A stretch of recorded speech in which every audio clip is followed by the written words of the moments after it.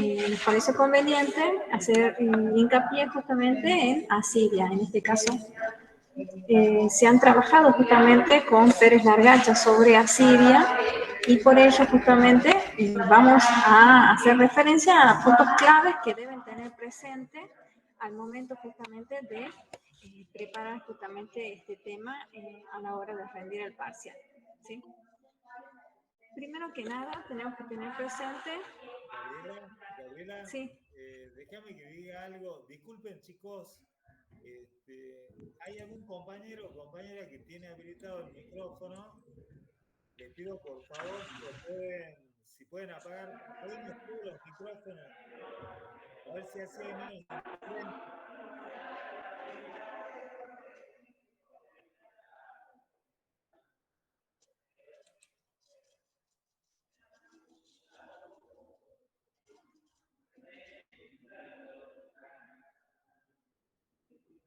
¿Qué me dicen, Virginia? Alguien me dice que quizá es tu micrófono, entonces, porque Sí. tenemos mucha interferencia. Ajá, a ver. A ver, ¿ahora me escuchan mejor? Voy a buscar un micrófono. Voy a buscar otro auricular. Si no hay mucha molestia, Virginia, Sí, si sí, es sí. el tuyo, no sé. Sí, sí. Bueno, chicos, entonces, después seguiríamos, una vez que desarrolle la actividad la profe, después vamos a seguir con el tema de Babilonia, la actividad coordinada por el profesor Carlos.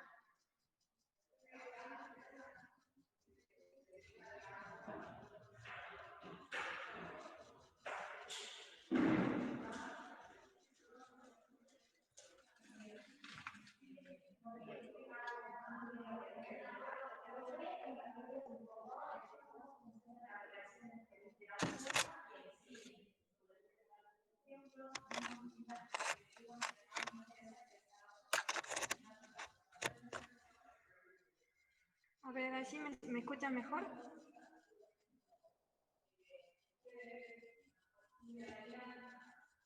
Sí, A ver. Bien. Bueno, comencemos entonces.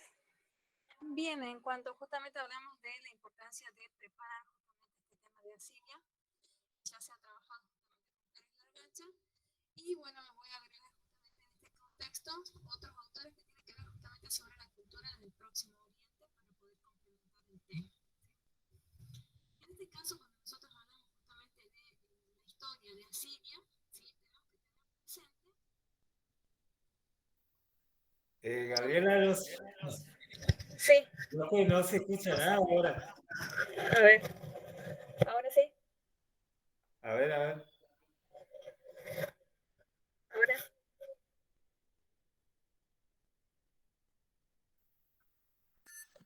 Ahora sí. Bien. Dale, Gabriela. En función de...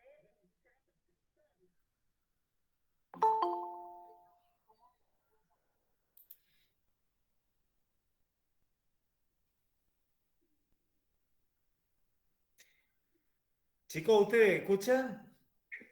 No, profe, disculpe, creo que al parecer estaba bien con los auriculares que tenía anteriormente. No, Era el fondo que por ahí es el que hace interferencia. Exacto. Ajá. Claro, Sí, parece que es no sé, quizás el lugar donde está, no sé, sí. pero eso es lo que generaba que no se escuchaba, había interferencia, pero sí se te escuchaba, vos ahora no se te escucha. Ah, bien, a ver, pongo el anterior. Así que bueno, y ya no digo más nada, y bueno, hagamos todo, pongámosle onda, porque esto pasa siempre, ¿no? Sí.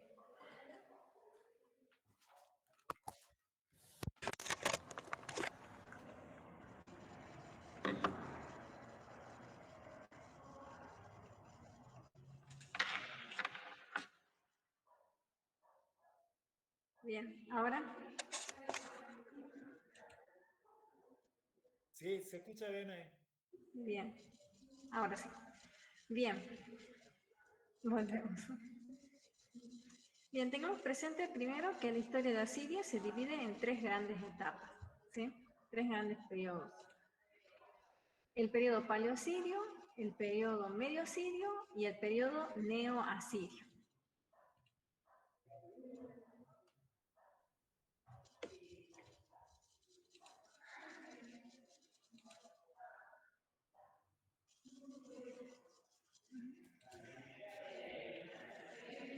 En lo que respecta justamente a Siria, ¿sí? Se va a caracterizar por su política expansiva, ¿sí? Se trata de justamente someter diferentes pueblos, ¿sí? De dos formas, de manera directa y de manera indirecta. De manera directa a través justamente de lo que significa la anexión. Un autor post-gay justamente distingue justamente estos modos de dominación de los territorios que van a ser justamente anexados a través de un sistema de provincias o distritos, ¿sí? Y bueno, tenemos que tener en cuenta que se va a tratar de diferentes unidades administrativas mucho más pequeñas que en periodos conocidos como la época neoasiria. Y cuando hablamos nosotros de lo que es justamente la política de anexión, ¿sí? Nos referimos en este caso a que se van a tratar de colocar justamente diferentes gobernadores, ¿sí? Que pertenezcan a las familias tradicionales de Asur y que se encarguen justamente de la administración de estos territorios. La otra forma de dominación se trata de manera indirecta, que es a través justamente del vasallaje, ¿sí? En este caso, aquellos territorios que se anexen mediante el vasallaje van a estar obligados a pagar un tributo anual, en ese caso, que consistía especialmente en lo que será metales y caballos, ¿sí? Que serían entregados justamente al rey y que, bueno, se trata de una forma, de una expresión y un vínculo secular que, bueno, no nos obligaba a rendir culto, en este caso, al dios Asur.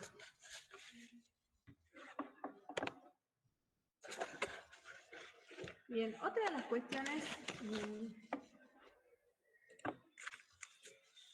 cuestiones importantes es quiénes son justamente sus representantes en lo que es materia de organización política. Tenemos diferentes representantes, en este caso del imperio, y su historia se divide, como habíamos dicho, según los criterios, en criterios históricos y lingüísticos. El adjetivo, lo que va a ser justamente asirio, deriva del nombre de la ciudad de Asur. Y justamente una ciudad con un gobierno que se trata de un gobierno autónomo, y bueno, su economía se basa especialmente en el comercio con Asia Menor. Otro de los aspectos que a tener en cuenta en este caso es que sus reyes se consideran miembros de una misma familia. Esto es a diferencia, por ejemplo, de otros pueblos que hemos estudiado, como por ejemplo Babilonia. Sus reyes se consideran miembros de una misma familia desde la época justamente paleosiria en este caso. Y haciendo referencia al periodo paleosirio, en lo que es justamente el segundo milenio, la ciudad políticamente justamente dependía de los reinos del sur de la Mesopotamia, ¿sí? Tenemos que tener en cuenta justamente que la Mesopotamia, esta región justamente que está en constante conflicto justamente por sus características físicas, ¿sí? Y en este sentido también, con el tiempo, con el cambio de milenio, va a ir recuperando su autonomía, ¿sí? En la segunda parte, en el segundo milenio, la ciudad va a depender de lo que van a hacer, por ejemplo, Akkad, Ur III, hasta que vaya recuperando justamente su autonomía.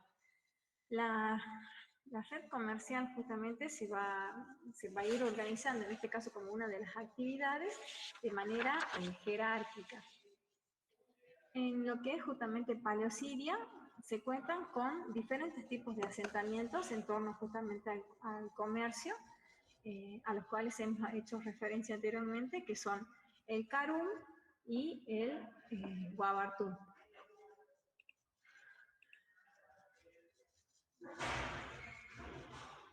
¿Qué significa Carum? ¿En qué consiste el Carum? Bien, el Carum se trataba de asentamientos principales comerciales y el Guabartún se trataba de asentamientos secundarios en ese caso. A la cabeza de esta jerarquía se encontraba justamente el asentamiento ubicado en la ciudad baja de Kanish, actual Putalpé, en lo que es Asia Menor. ¿Cuáles van a ser justamente los productos que exporten los asirios? Los asirios exportaban especialmente lo que es estaño, tejidos de algodón, bueno, también hierro, también todo eso lo hacían justamente a cambio de exportados, eran de diferentes regiones, lo que significa que Assur era un lugar sin duda de tránsito y la actividad económica predominante se trataba de un comercio de intermediación. En este sentido es importante que hagamos referencia que sin duda como el comercio tiene un papel clave, justamente serán las principales familias comerciantes las que van a ejercer mucha influencia política y que de alguna manera esta influencia de las principales familias comerciantes limitaba el poder monárquico. La organización política, en este sentido, hablando de la parte monárquica, se caracterizó por un equilibrio de poder entre el soberano, entre la asamblea de la ciudad y el epónimo. El epónimo es lo que ustedes denominan como limón, ¿sí? Tenemos un equilibrio entre, como les dije, el soberano, la asamblea de la ciudad y el limón. En este sentido, justamente, ¿en qué consiste cada caso? Cuando hablamos nosotros de la ciudad, de la asamblea de la ciudad, de la LUM, se trataba de la máxima autoridad judicial, ¿sí? Funcionaba en colaboración con la autoridad de justicia, resolvía lo que van a ser disputas que se podían producir entre los comerciantes asirios, incluso a veces llegaba a tomar decisiones políticas relacionadas justamente a la contribución de los asentamientos de Asia Menor al financiamiento de fortificaciones de Assur. En cuanto a lo que es justamente opiniones generales, los miembros justamente de la asamblea eran jefes de familias mercantiles importantes. En cuanto al limón o al epónimo, ¿sí? Se trataba, bueno, el que estaba justamente a la cabeza de la ciudad, era el que estaba a la cabeza de la casa de la ciudad o casa del epónimo. Se trataba de una institución económica y administrativa. ¿Cómo se elegía el limón? El limón justamente era elegido anualmente. Se elegía por sorteo entre los miembros de las principales familias y bueno, la familia real en este caso estaba excluida de este cargo para poder mantener el equilibrio político. Un aspecto bastante que llama la atención, ¿no? El nombre justamente de lo que va a ser la persona seleccionada para ser el limón o epónimo, servía también para poder denominar o designar el nombre del año y datar así también documentos. Entre las actividades justamente de la Casa de la Ciudad figuran, por ejemplo, lo que tenemos la venta de productos para la exportación, ya sea estaño, tejidos como el lapislázuli, mineral como el hierro. También podría encargarse en este caso de algunos cobros de impuestos, supervisión de pesas y también controlar la pureza de los metales. ¿Sí? Esto haciendo referencia justamente al limón.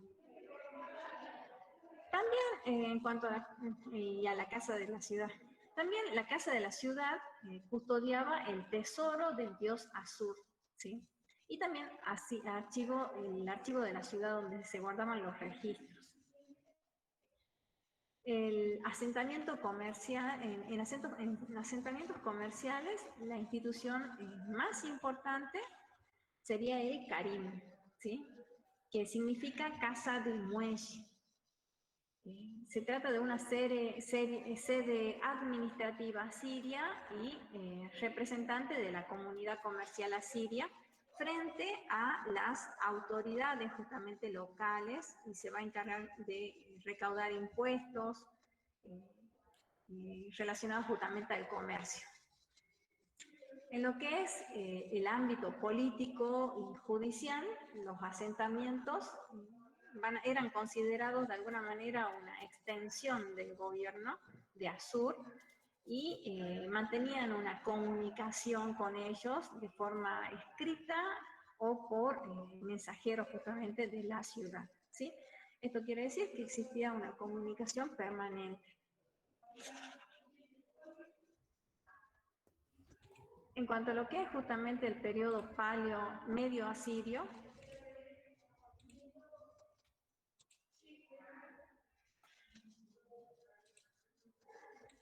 en este caso, antes de hacer referencia al periodo medio asirio, es importante tener presente que entre el periodo paleo asirio y el medio asirio existía una brecha bastante importante de 300 años que estaba relacionada con la decadencia del comercio asirio. Las razones son poco conocidas, ¿sí? Pero quizás posiblemente en ese momento los asirios han perdido justamente el control de las rutas del estaño, por ejemplo, de Susa Sur, y que esto también haya posiblemente tenido que ver con el surgimiento del reino de Esnuna. Esto es un problema a investigar justamente. Y en la segunda mitad, en la segunda etapa de este periodo paleoasirio, se encuentran justamente diferentes documentos que hacen referencia a esta brecha, a la cual hacemos referencia entre el paleoasirio y el medio asirio. En los siglos justamente siguientes, Asiria, Asur, debió sufrir de alguna manera un notorio empobrecimiento por la disolución del comercio con Asia Menor posiblemente, donde al contrario comenzó a surgir un nuevo poder que es el poder hitita. Se sabe que con el tiempo se volvió a tener un soberano asirio y en el siglo XV a.C. la ciudad se encontraba bajo la supremacía del reino de Mitanni, un estado federal compuesto por principados. La mayoría de estos principados eran de origen hurrita y bajo la hegemonía de un rey Mitanni. En lo que va a ser justamente el siglo XIV, Asur se va a librar del dominio mitanio y va a comenzar una evolución hacia un estado territorial que los asirios de alguna manera van a llamar el país de Asur. Y su organización política, en este caso, va a ser diferente a la etapa paleo-asiria. El estado que va a emerger de esta expansión justamente territorial se va a extender hacia lo que es justamente el Éufrates, hacia el oeste, hacia el curso superior del Tigris, en el norte, y haciendo pie en los montes sagros hacia el oeste, hacia el este, perdón. hacia lo que es justamente, haciendo referencia en cuanto a lo que es la política en el periodo medio asirio, el cambio institucional es muy importante hacer referencia, ya que en cuanto a lo que atañe al rol del monarca designado, que ahora se llama rey del país de Asur, su poder va a aumentar respecto a los otros órganos de gobierno. En cuanto a la asamblea de la ciudad, desaparece y es reemplazada por funcionarios reales. La clase política, que en época paleoasiria estaba involucrada justamente en el comercio, en este caso va a pasar a asumir funciones administrativas y militares. Y su poder va a derivar, en este caso, de la posesión de tierras. Bueno, ¿qué es lo que pasa en el periodo medio asirio con la casa de la ciudad?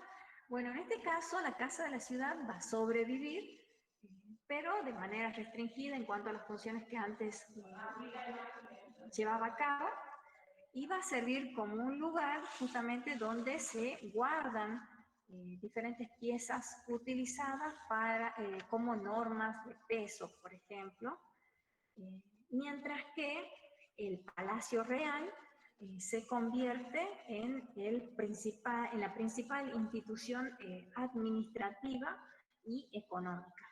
Todos estos cambios se aplican en el periodo medio asirio. En cuanto al epónimo o al limón, este pierde completamente su poder y sus funciones se limitan a designar a un alto funcionario cuyo nombre se emplea para individualizar un año, una de las funciones que antes realizaba. En este caso, el rey va a ser quien concentre en su persona todos los poderes, religiosos, políticos, militares, judiciales, pero en la práctica va a estar asistido por un aparato administrativo que se caracteriza justamente por tener una estructura jerárquica y también competencias definidas de manera general. En cuanto a lo que es justamente el ámbito religioso, el rey continúa siendo el administrador del dios Asur y en el culto oficial actúa como sumo sacerdote, Sangu. Pero, bueno, la necesidad justamente de justificar ideológicamente la expansión militar va a agregar una nueva dimensión a su función. El rey representa ahora los intereses del dios Asur y también de los otros dioses hacia el exterior. Esto significa que el rey va a la guerra en nombre y con ayuda divina y que toda resistencia o rebeldía que otros pueblos presenten, lo hacen no al rey, sino a los dioses. Entre altos funcionarios del palacio también van a sobresalir visires y también el administrador del Palacio Real, que son miembros de la corte del rey, ¿sí? Acá nosotros podemos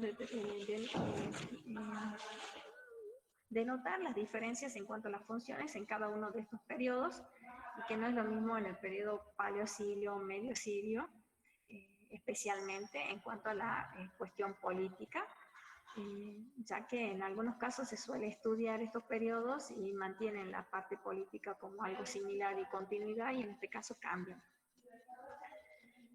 Bueno, el visir, ¿en qué consiste? ¿Cuál es su cargo? Bueno, su cargo está dividido en dos. Por un lado, el visir era responsable de los territorios occidentales y por otro lado estaba encargado del núcleo del reino.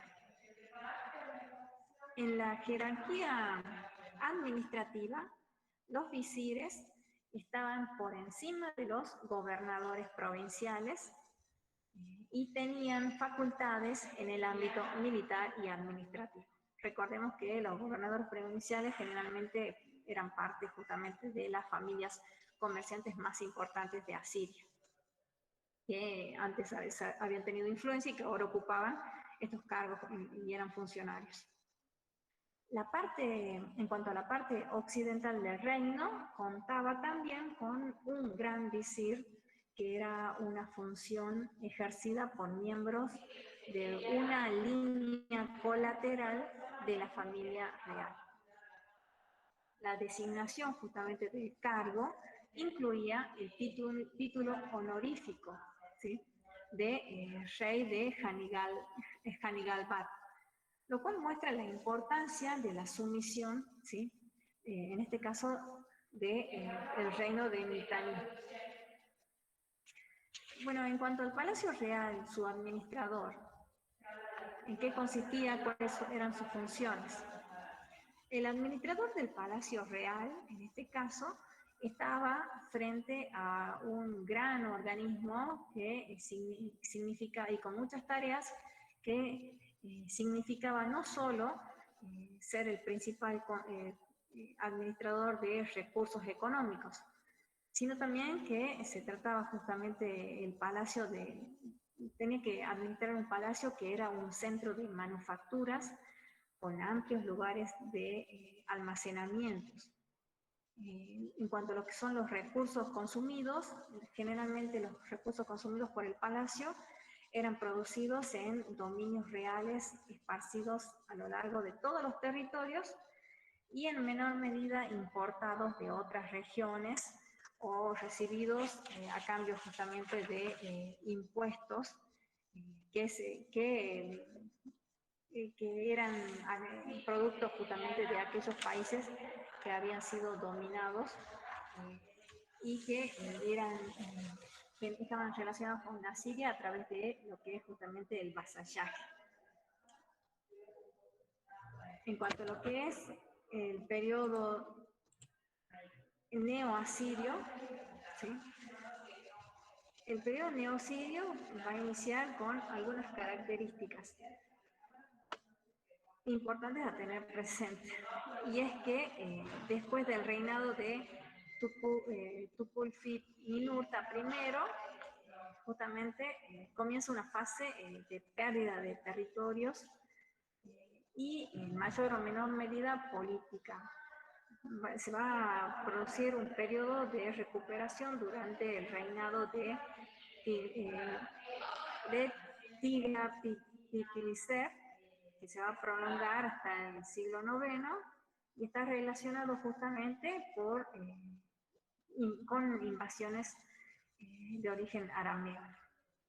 A partir de lo que es justamente el siglo IX a.C., y durante los reinados justamente de Asurbanipal II y Salmanasar III, se va a iniciar en Asiria un periodo justamente de despegue, de auge, y Asiria justamente va a lograr restablecer el dominio de las fronteras, a través de diferentes campañas que va a llevar a cabo, expandiéndose hacia lo que es el Éufrates, en Siria, en el sudeste de Asia Menor, y justamente va a ser con Tiglat-Pileser III, que va a sumar gran parte de Asiria y Palestina, y se va a hacer, y se hace coronar rey de, en este caso, Babilonia, en lo que es el periodo neo-asirio. La expansión en este caso adquiere una modalidad ofensiva y una proyección en muchos casos no vista hasta ese momento.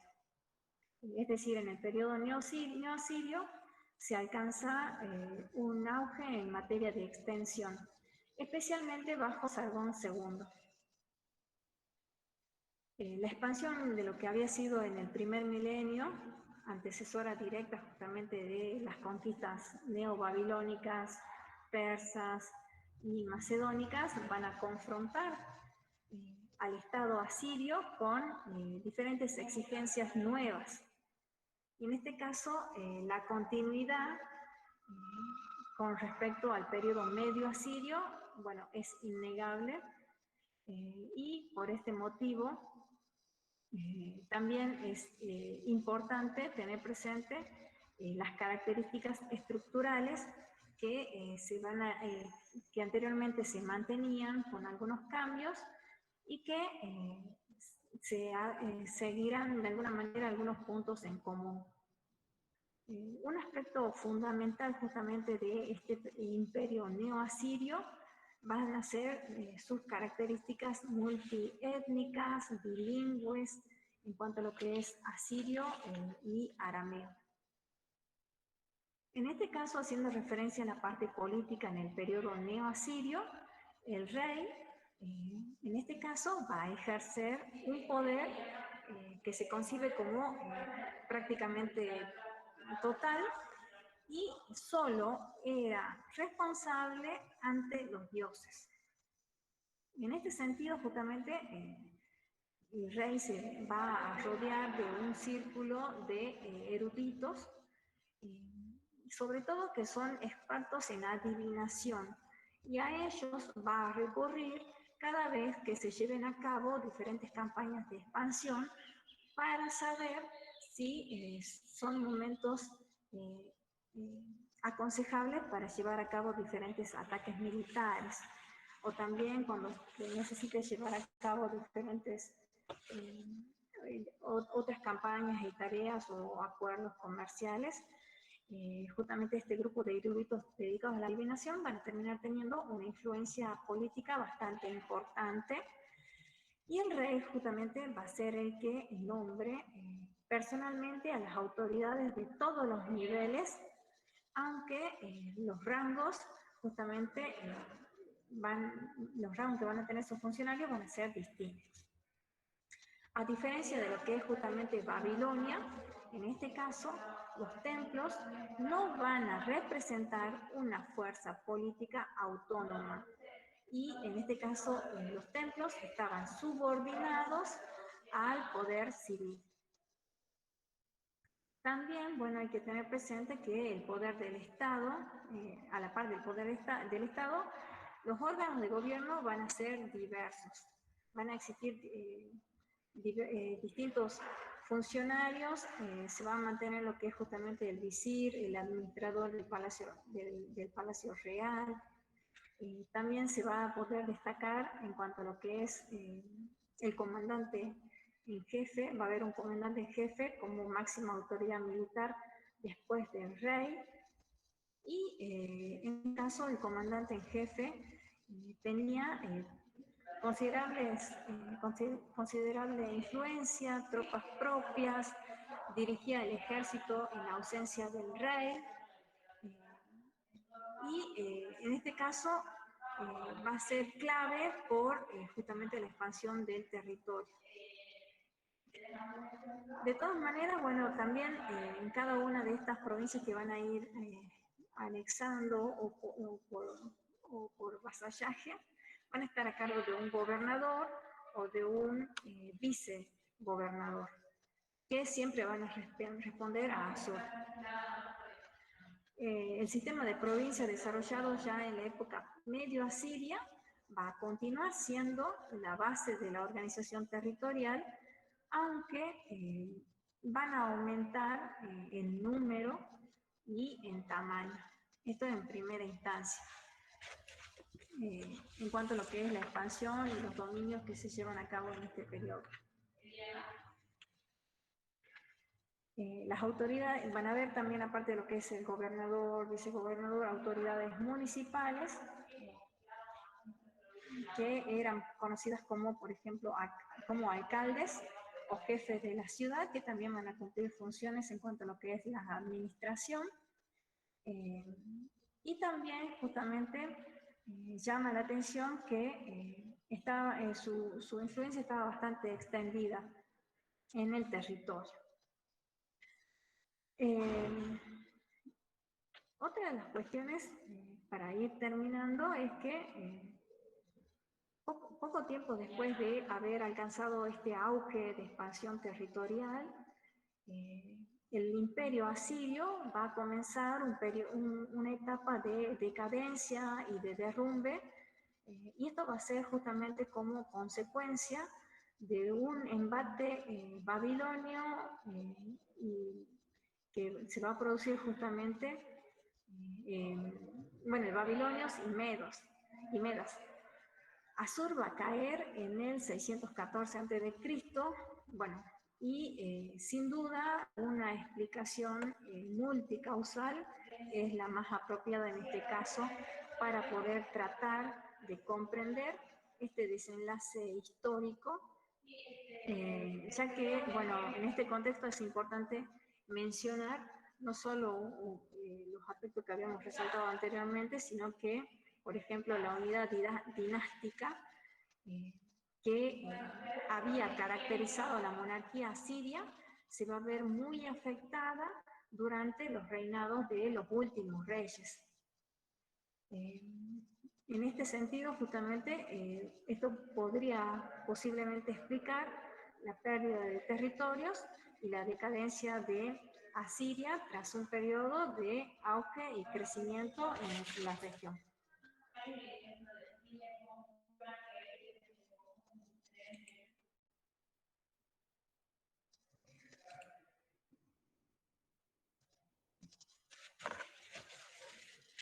Bien, Gabriela. Bueno, profe, disculpe el problema técnico. No, está todo bien, sí. Ya estamos acostumbrados todos a estos imprevistos. Decime, Gabriela, ¿y ahí se raya la actividad o querés plantearle algo a los chicos? ¿Cómo Sí, me parecía importante que le puedo proponer justamente mi propuesta era que ellos, teniendo en cuenta en este caso los textos de Pérez Largacha, puedan ellos construir un cuadro comparativo en cuanto a la organización política de los tres periodos.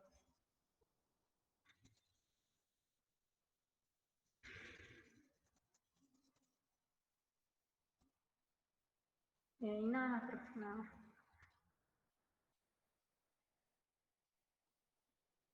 Claro, que eso sería ya algo para que cada uno reflexione, bueno, y trabaje autónomamente, ¿no es cierto? Exactamente, a la hora de preparar justamente para rendir la materia. Bueno, el parcial. Bueno, chicos, ¿le quieren hacer alguna pregunta a la profesora Virginia sobre los temas de Asiria que expuso? ¿Quieren comentar algo? ¿Quieren hacer alguna pregunta? Sí, porque es un tema bastante extenso y bueno, se logró reducir lo más que se pudo para el tiempo.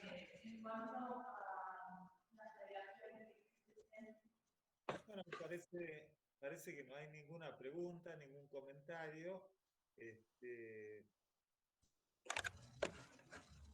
Así que bueno, entonces le cedo la palabra al profesor Carlos que se va a referir a Babilonia. Gracias, profe. Ahora comparto la pequeña diapositiva ahí para ir con... Es una actividad que voy a estar haciendo con los chicos también ahí, que si pueden ahí, aportar, eh, responder.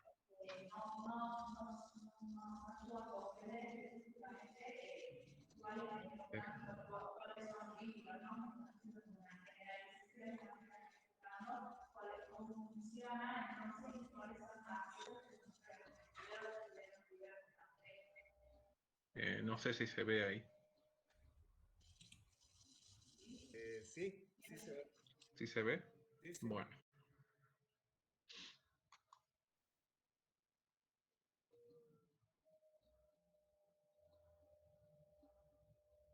Bueno, ahí el tema es Babilonia, como saben chicos, Babilonia no es una ciudad que tuvo su auge al inicio de las demás ciudades sumerias, sino que es una ciudad que, si bien tiene un origen en la misma época, empieza a tener su protagonismo en la región ya en el segundo milenio antes de Cristo.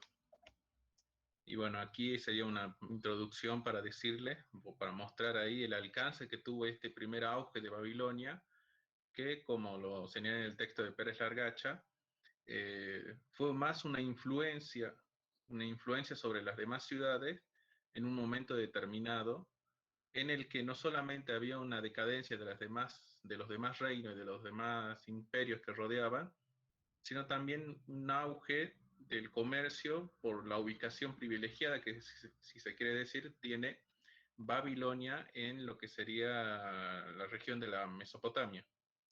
Como pueden ver, hay un claro signo aquí en el mapa, en donde no solamente se ve el auge, o sea, no se ve solamente la región preferencial de Babilonia, sino también por dónde iba este alcance, esta influencia, es decir, por las vías fluviales, por el río, por los ríos Tigris y Éufrates, más que nada. Y una primera actividad que les propongo es que respondamos esta pregunta sobre Paleo-Babilonia, que, como ya he hablado brevemente, y como se ve en el texto de Pérez Largacha, surge como un poder regional a mediados del siglo XIX a.C., alrededor del 1800 a.C. sería, en contraste con el declive de otras ciudades de la región y también sumado a la decadencia de los reinos vecinos, principalmente Mari y Asiria, porque como señaló también la profesora, tenemos un primer periodo de Asiria hacia ya el 1900, el 2000 a.C., y también de Mari, que sería otra de las principales ciudades de lo que sería la Mesopotamia, Mesopotamia antigua, pero Mari ya tiene su esplendor ya en el tercer milenio. Ya estamos hablando ahora del segundo milenio y estamos hablando en un momento en el que estos reinos están en una decadencia. Y este centro urbano tiene su primer apogeo ya con una dinastía de origen amorreo. Y esta primera dinastía de Babilonia tiene como uno de sus principales reyes, no el primero, sino uno de los principales, a Hammurabi, que logra la máxima expansión territorial y el máximo poder de influencia sobre toda la región, no solamente porque ha logrado la expansión militar, sino también porque ha logrado estandarizar varias cuestiones dentro de lo que sería la Mesopotamia antigua, los precios, las leyes, medidas, etc. Pero esto no impidió que a la muerte de Hammurabi, bueno, la situación volviera hacia atrás, se retrotrajera, hubiera un retroceso en la situación de Babilonia.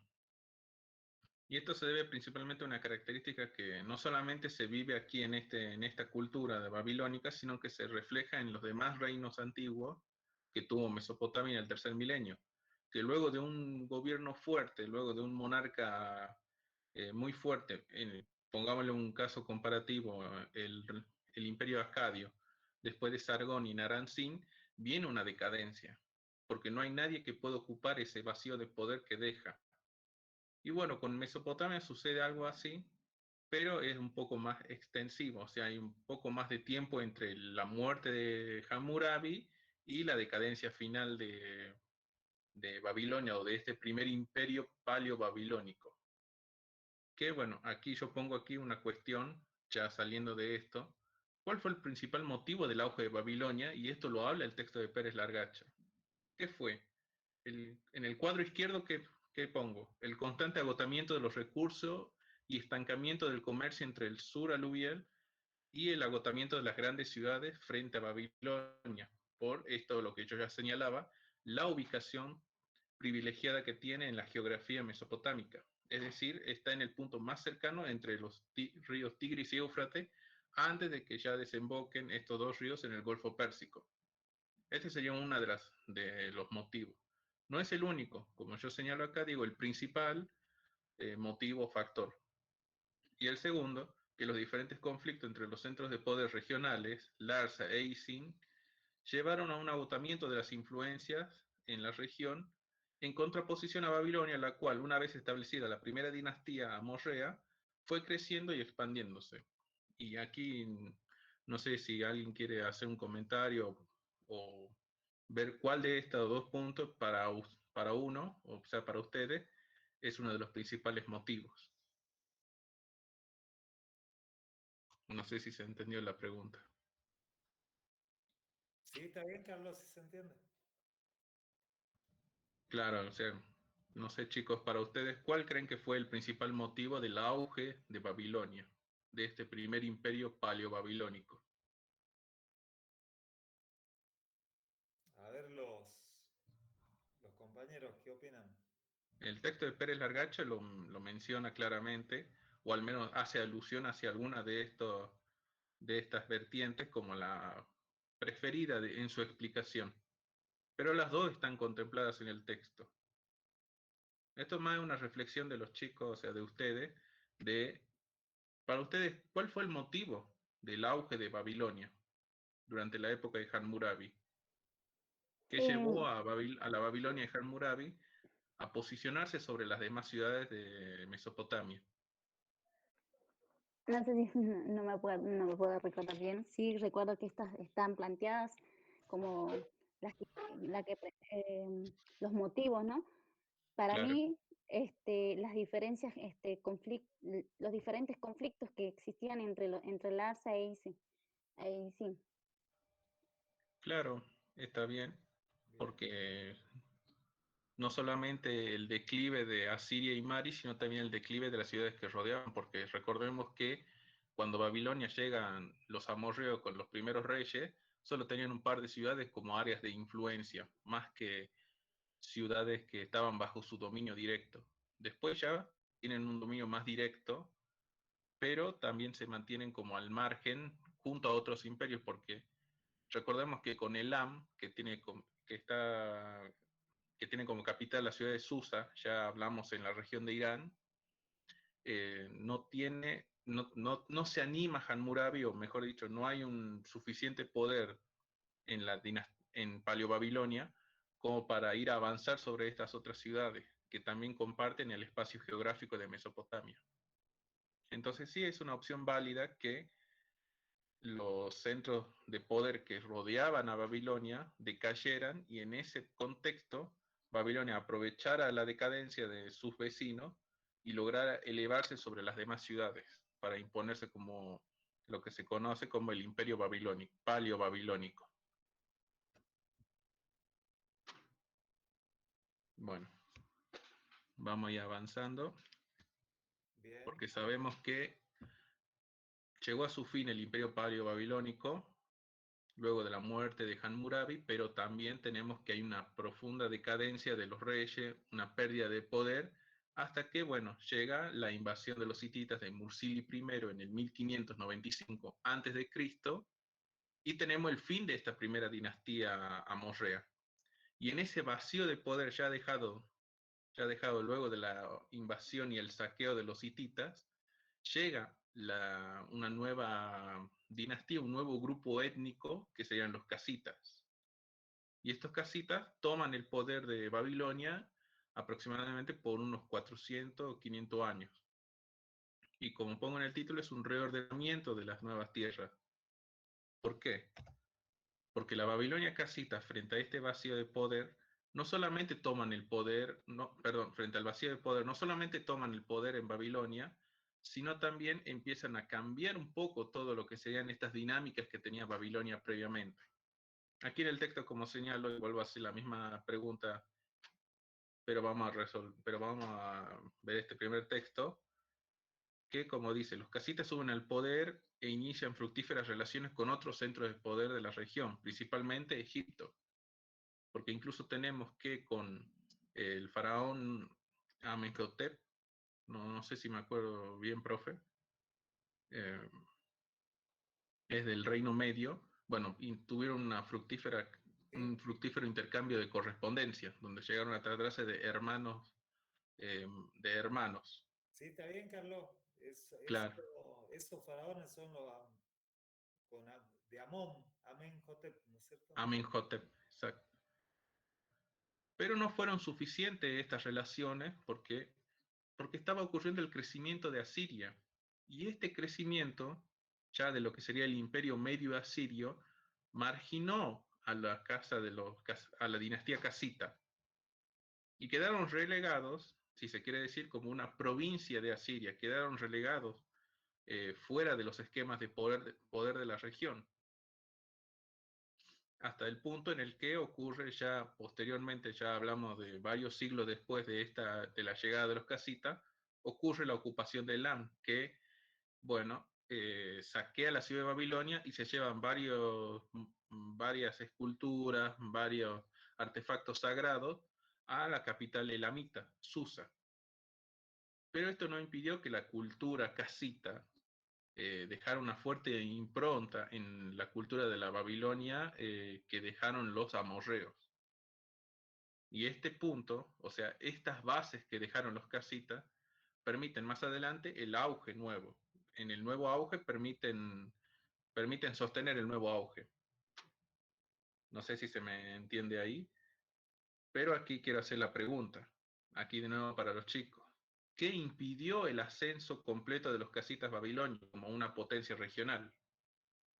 Y aquí yo pongo las dos alternativas que propone también Pérez Largacha.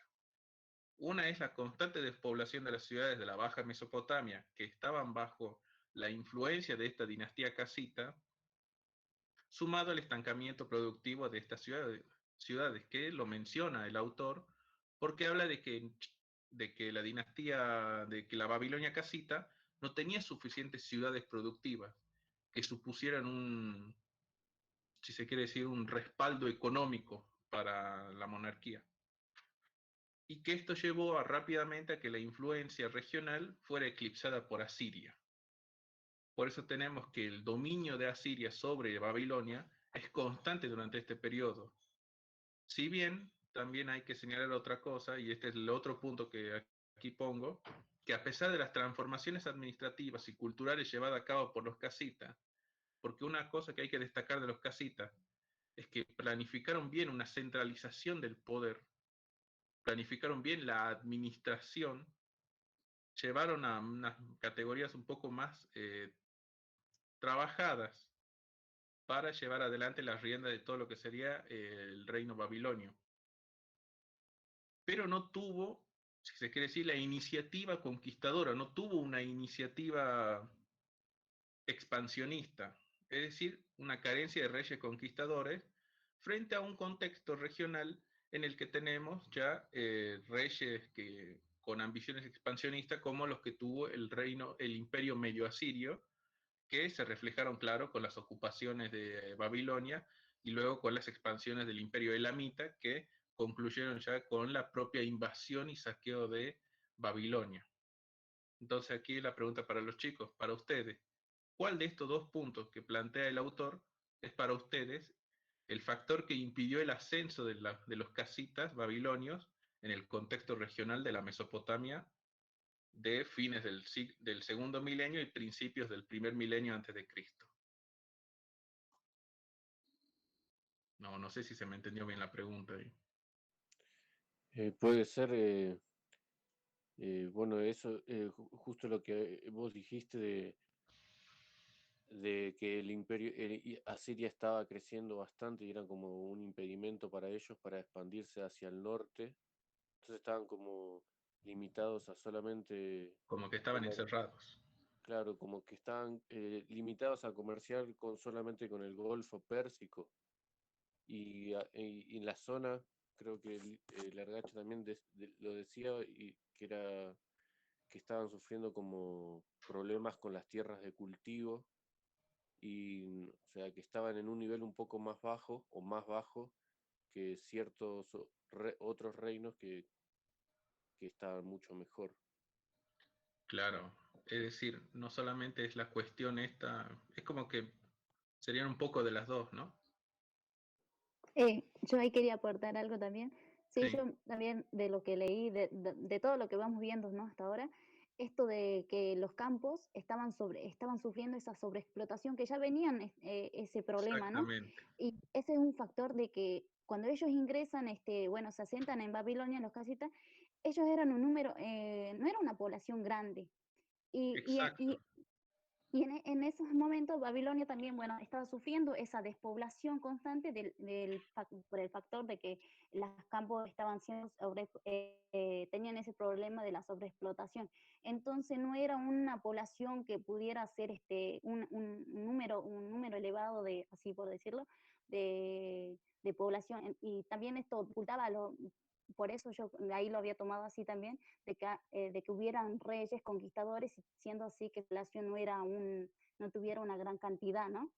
Claro, porque el autor plantea ahí de que si bien esta, ¿cómo sería la salinización de las tierras, ¿no? Que es lo que plantea el autor ahí sobre lo que pasa sobre las tierras de cultivo en la Baja Mesopotamia, si bien fue el factor que permitió la entrada también casualmente de los casitas, o sea, en el despoblamiento, también es el principal problema que heredan los casitas cuando toman el poder de Babilonia. Sí, sí, así también, sí. Claro, sería una combinación un poco de los dos también ahí, si se quiere decir esto, de lo que impide el ascenso de los casitas. Pero también el factor importante es el imperio asirio, el imperio medio asirio que avanza sobre la región y que toma el control, y que luego de su auge llega el auge de los elamitas, que toman también la región, y bueno, ya como lo menciona el texto, saquean Babilonia, y no será hasta ya los siglos venideros que hay una recuperación, porque acordemos que Babilonia, los casitas se trasladan a Isin cuando son saqueados por los elamitas, y en Isin fundan, si se quiere decir, una pequeña dinastía, una nueva dinastía casita, en donde sale el rey Nabucodonosor I, quien logra pequeño renacimiento, al punto que logran armar un ejército e ir a Susa, la capital del imperio elamita, saquearla, destruirla y volver a traer los artefactos religiosos, los monumentos, las estatuas que se habían llevado como trofeo los elamitas en el primer saqueo. Bueno, y bueno, vamos avanzando porque como ya lo he mencionado, hay una caída de los casitas, un pequeño renacimiento, pero luego vuelve el sometimiento asirio.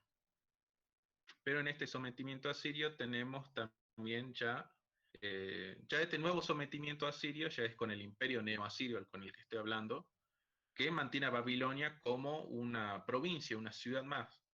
Sin embargo, Babilonia ya estaba empezando a tener esta fama de ciudad eh, importante, del principal centro cultural del mundo antiguo, del mundo mesopotámico.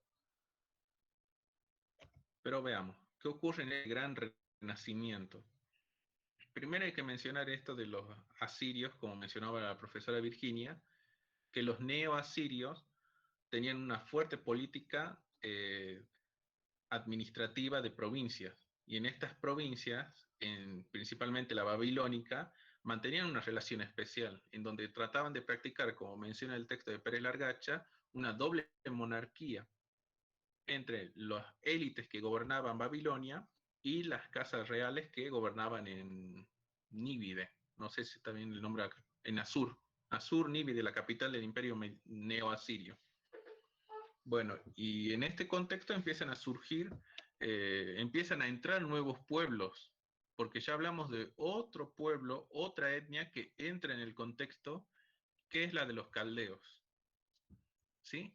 Y esta nueva etnia que entra, como menciona aquí en el texto, tras el paso de los casitas y el breve renacimiento de Nabucodonosor I, entra a escena los caldeos, que ellos son conscientes de la historia que tiene Babilonia y lo que fue el primer imperio babilónico, el paleo babilónico.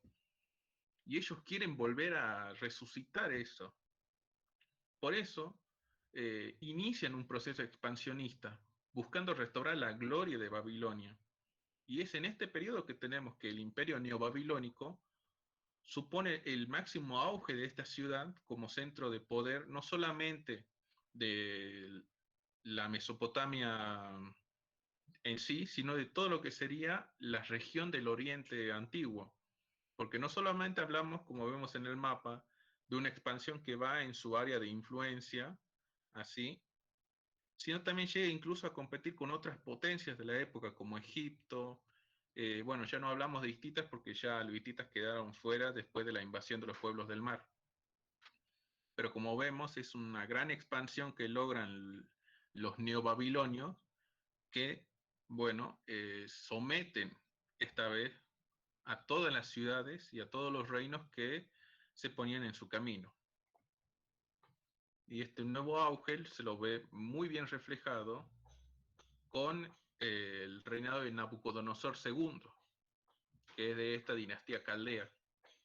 Y aquí hay que señalar algo que no solamente lo menciona acá, sino lo menciona el texto de Pérez Largacha, que este ascenso de Babilonia, del imperio neobabilónico, está en conjunto con dos procesos diferentes.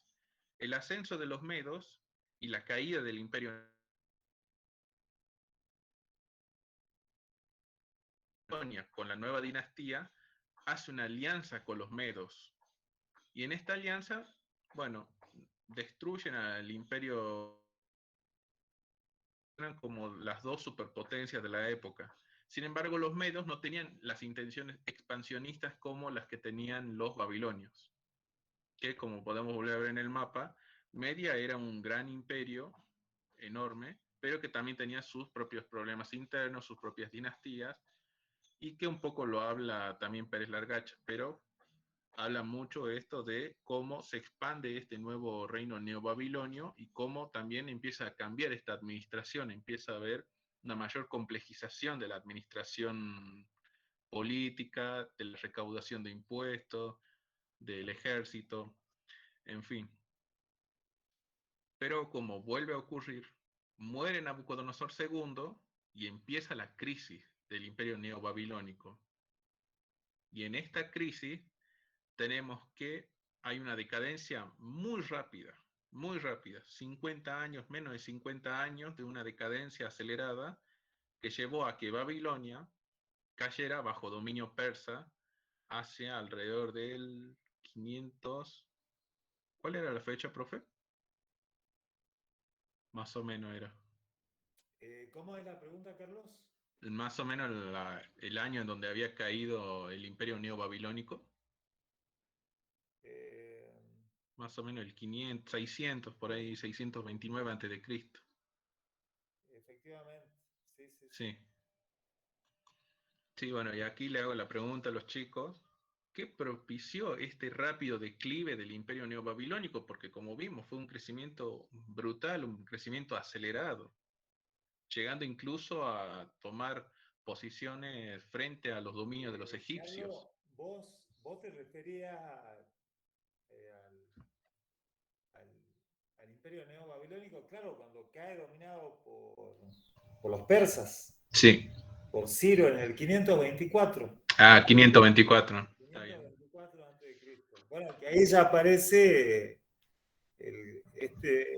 este emperador tan famoso que es Ciro el Grande, ¿no? Conocido como Claro, Ciro. ahí tiene un papel importante ahí.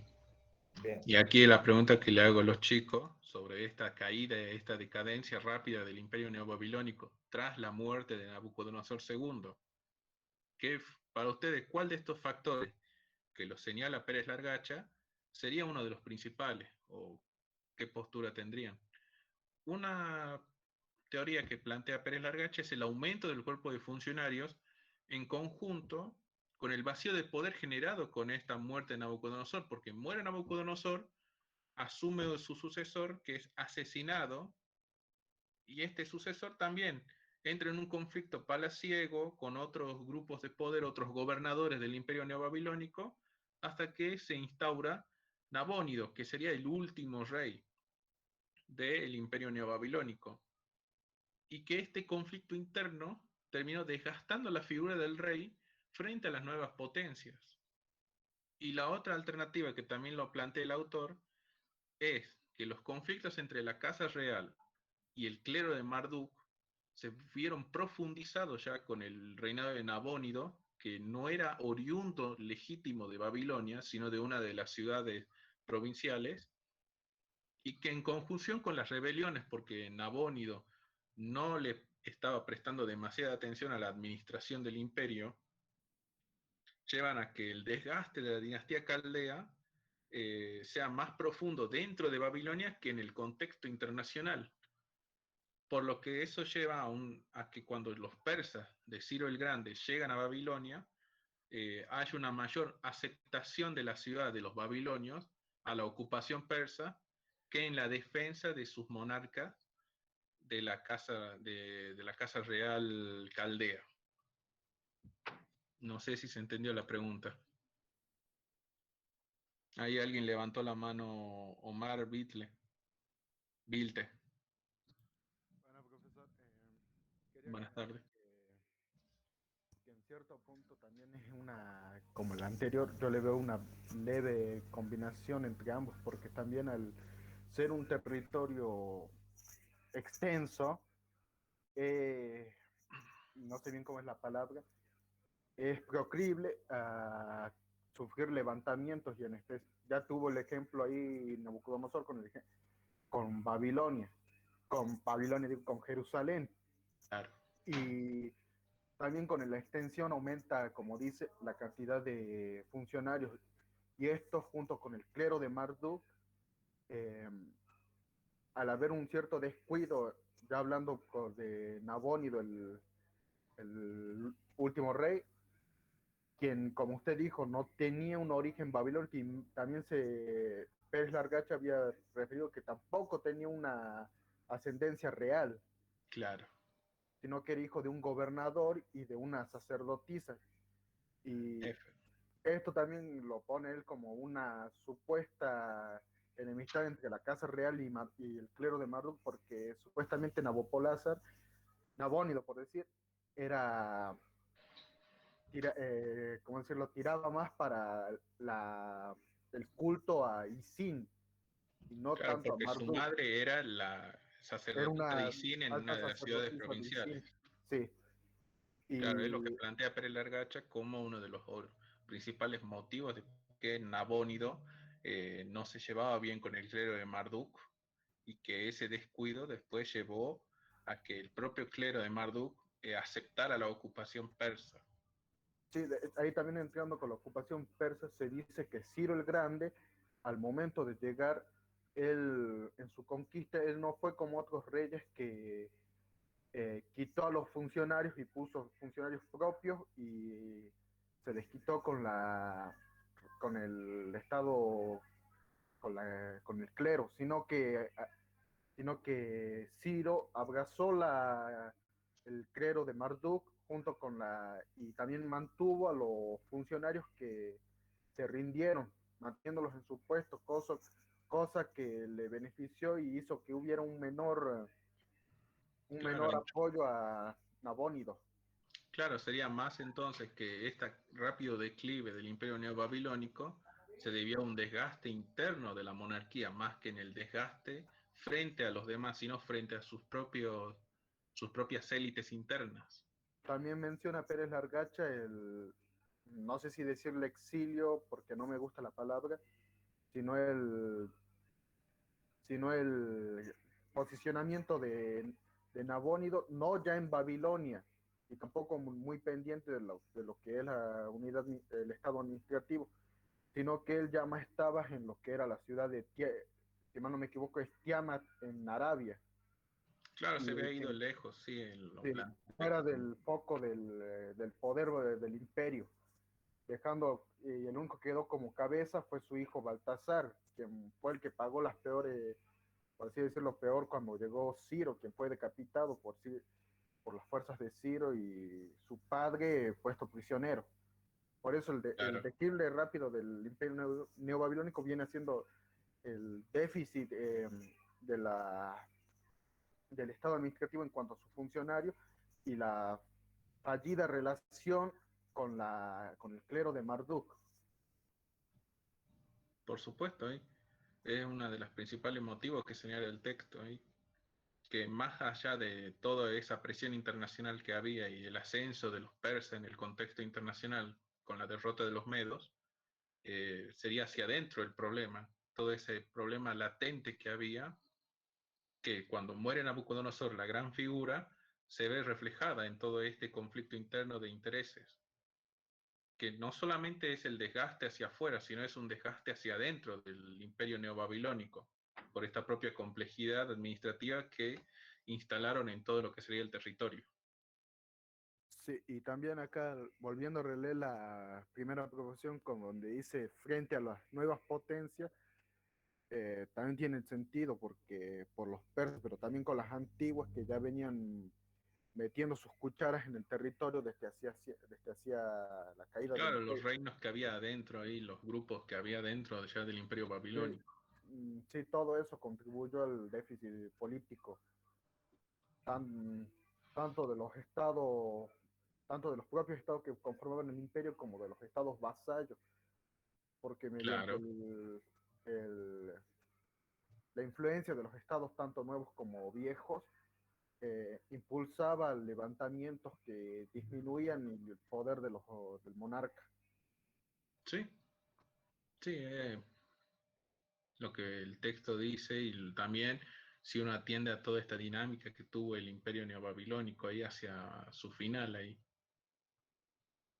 Bueno, chicos, ya cerrando es citar al texto, pero yo creo que ya está más que entendido de dónde sacamos todo.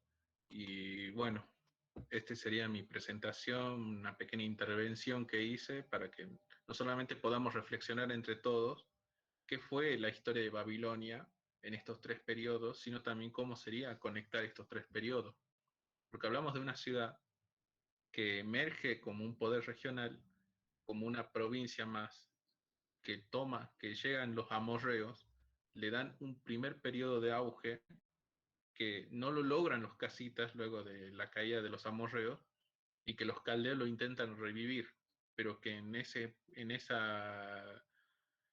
proceso también no resuelven los conflictos internos de lo que significa administrar un imperio y termina pasando lo que se ve, que luego de un gran periodo de auge bajo un monarca y su muerte, viene una decadencia.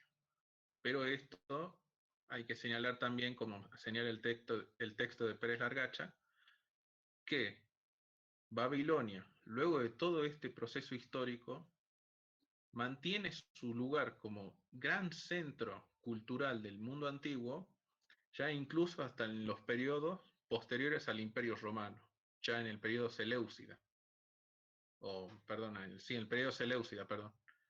Pero es importante comprender esto porque no solamente es una ciudad histórica por esto, sino también porque se volvió un centro cultural y, bueno, muchas historias, muchas religiones van a mencionarla también, por algún modo. Y, bueno, yo creo que hasta aquí estaría mi presentación, profe. Bueno, Carlos, bien. Chicos, no sé si le quieren hacer alguna Claro, no sé. pregunta al profesor, algún comentario.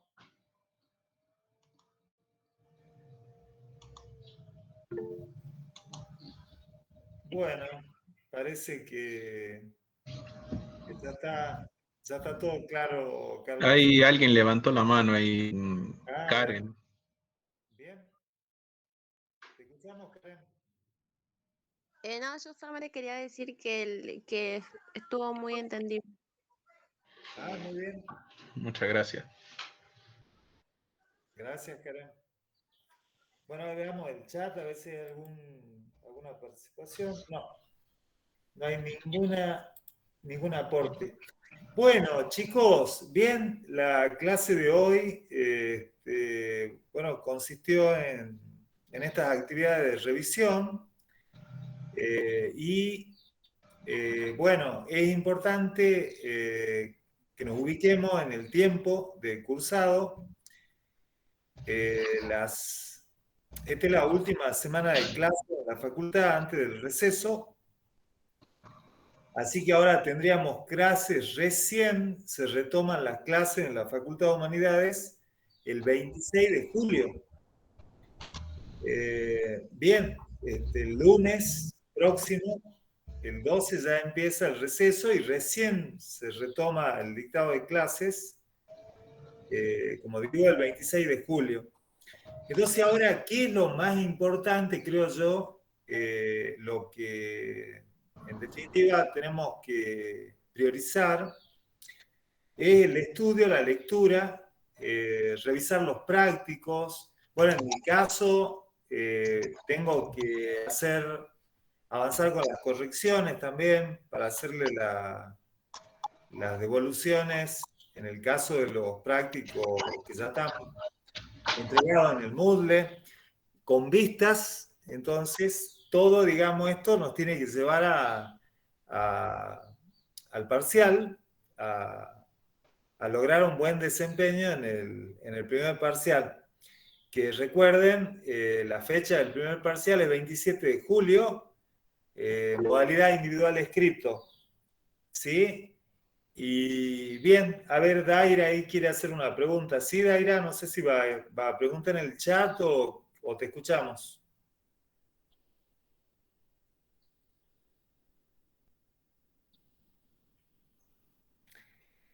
Aún no subió el recuperatorio del TP4. Bien, después de la clase voy a ver los trabajos presentados. Tengo que corregir también de acuerdo a los trabajos presentados. Y ahí, Daira, entonces, ya ahí, bueno, confirmo esto que estás planteando del trabajo 4. Sí, sí, en caso que no lo haya programado todavía, bueno, ya pronto, hoy y mañana ya va a estar programado el recuperatorio. Bien, entonces ahora lo que les quiero decir es que estamos viendo con la profesora Perla cuándo, digamos, vamos a subir, cuándo estaría subido en el Moodle las consignas del primer parcial. Ya sabemos la modalidad individual escrito, así como venimos haciendo los prácticos, lo van a presentar en el Moodle, también lo van a entregar al trabajo en el Moodle. Lo que tenemos que precisar ahora con la profesora, para las dos comisiones, por supuesto, es, bueno, ¿cuándo lo publicamos? Porque la fecha que hemos fijado es 27 de julio para el primer parcial. Entonces, yo lo que les quiero pedir es que estén atentos, aunque esta es la última clase en las dos comisiones, ustedes estén atentos hasta el jueves 8, porque yo quisiera ya confirmarles cuándo va a estar publicado en el Moodle las consignas. Van a estar publicadas las consignas. Una alternativa es que las publiquemos directamente el lunes 26 o el martes 27 de julio. Y ustedes tendrían ahí un plazo para hacer el trabajo. Van a tener un plazo, no tendrían, van a tener un plazo para hacer el trabajo. Y bueno, y si hay otra alternativa, bueno, ya en estos días, lo más pronto, vamos a precisar, vamos a planificar con la profe Perla Rodríguez. Y bien, es lo único que nos falta en este caso definir. Ahora, ¿qué es lo importante? Que ustedes, a partir de ahora, se aboquen a la lectura, a la revisión, y en el caso de los que no han hecho por ahí algún trabajo, han hecho el recorrido de lectura, bueno, que se tomen estos días para hacer las lecturas, hacer los análisis, y tienen las consignas de los prácticos que, por supuesto, nos sirven. También escuchar nuevamente las clases teóricas de la profesora Marta Juárez. Y bien, sobre este tema del parcial, ¿hay alguna pregunta, alguna consulta?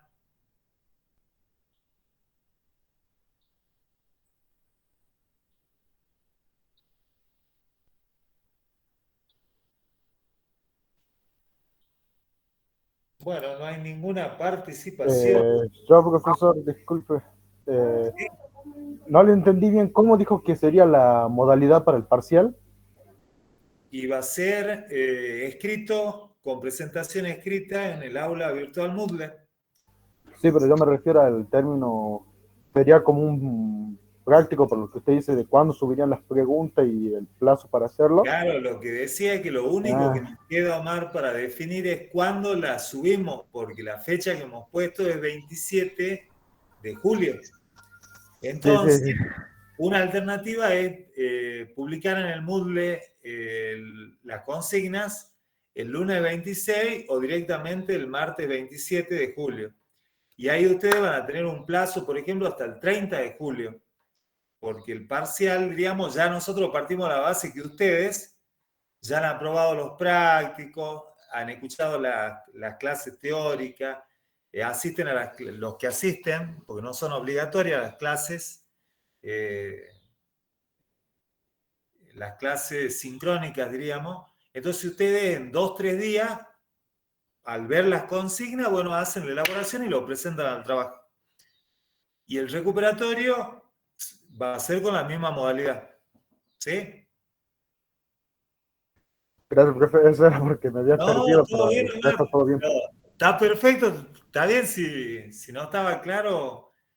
Así que bueno, ya saben ustedes, en definitiva, los temas, la bibliografía, Pérez Largacha,